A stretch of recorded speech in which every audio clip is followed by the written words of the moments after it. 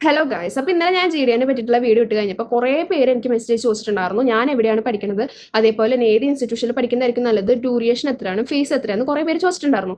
First തന്നെ നിങ്ങൾക്ക് GDയെ പഠിക്കാൻ ഇഷ്ടമാണെങ്കിൽ ഫസ്റ്റ് എന്താ GD എന്ന് അറിയണം. GD എന്ന് വെച്ചിട്ടുണ്ടെങ്കിൽ ഈ ഹോസ്പിറ്റൽസ് ആയാലും ക്ലിനിക്സിലായാലും പേഷ്യൻറ്റ് ഹോംസിലായാലും ഓൾഡ് ഏജ് ഹോംസിലായാലും നമ്മൾ പേഷ്യൻറ്റിനെ കെയർ ചെയ്യുക, അല്ലെങ്കിൽ ഇപ്പോൾ ഹോസ്പിറ്റലിലൊക്കെ ആണെങ്കിൽ നേഴ്സിനെ അസിസ്റ്റ് ചെയ്യുക, ഡോക്ടറെ അസിസ്റ്റ് ചെയ്യുക, അതൊക്കെയാണ് നമ്മുടെ ജോലി വരുന്നത്. അപ്പം അങ്ങനത്തെ ഒരു പണി ഓക്കെ ആണ് ചെയ്യാൻ, പേഷ്യൻറ്റിനെ നോക്കാൻ പ്രശ്നമില്ല, അങ്ങനെയൊക്കെയുള്ള ആൾക്കാരാണെങ്കിൽ മാത്രം GD തിരഞ്ഞെടുക്കുന്നതായിരിക്കും നല്ലത്. അല്ലാണ്ട് നിങ്ങൾ ഈ GD എടുത്ത് കഴിഞ്ഞിട്ട് ലാസ്റ്റ് പറയാണ് ഞാൻ ഇങ്ങനെ ഒരു വീഡിയോ കണ്ടിട്ടാണ് ഞാൻ GD എടുത്തത്, ഞാൻ വിചാരിച്ചത് അങ്ങനെയായിരുന്നു പക്ഷെ ഇങ്ങനെയാണ്, അങ്ങനെ പറയരുത്. ശരിക്കും പറഞ്ഞ GD എന്ന് വെച്ചിട്ടുണ്ടെങ്കിൽ പകുതി പേരും ചെയ്യണത് പേഷ്യൻ്റ് കെയർ ആണ് ചെയ്യുന്നത്. അപ്പോൾ ഒരു പേഷ്യൻറ്റിനെ നോക്കാൻ നിങ്ങൾക്ക് പ്രശ്നമില്ല, അങ്ങനെയുള്ള ആൾക്കാർ ആയിരിക്കും ഇത് തിരഞ്ഞെടുക്കുന്നത് കൂടുതൽ നല്ലത്.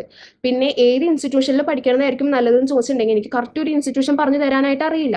പക്ഷെ നിങ്ങൾ അഡ്മിഷൻ എടുക്കാൻ ഇതൊക്കെ ഓക്കെ ആണ്, നിങ്ങൾക്ക് പേഷ്യൻറ്റിനെ നോക്കാൻ ഓക്കെ ആണ്, നിങ്ങൾക്ക് അങ്ങനെ ഒരു ഇൻസ്റ്റിറ്റ്യൂഷനിൽ അഡ്മിഷൻ എടുക്കണം എന്നുണ്ടെങ്കിൽ GD ഏതൊക്കെ ഇൻസ്റ്റിറ്റ്യൂഷനിലാണ് ഉള്ളത് ആ ഒരു ഇൻസ്റ്റിറ്റ്യൂഷൻ സബ് കേരള അംഗീകരിച്ച ഇൻസ്റ്റിറ്റ്യൂഷനാണ്. അതുപോലെ തന്നെ HSSC health care sector skill കൗൺസിലിൻ്റെ ഒരു അംഗീകൃതമായിട്ടുള്ള കോഴ്സാണ് നിങ്ങൾ പഠിക്കണമെന്നും കൂടി ഒന്ന് ഉറപ്പുവരുത്തണം.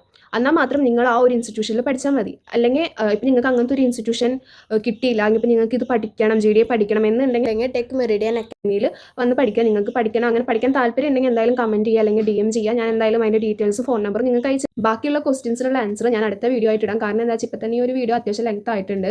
അപ്പോൾ അടുത്ത വീഡിയോ കാണാൻ താല്പര്യമുള്ള ആൾക്കാരാണെങ്കിൽ എന്തായാലും ഫോളോ ചെയ്യുക. അപ്പോൾ ഗൈസ് ഓക്കെ ബൈ, നാളെ കാണാം.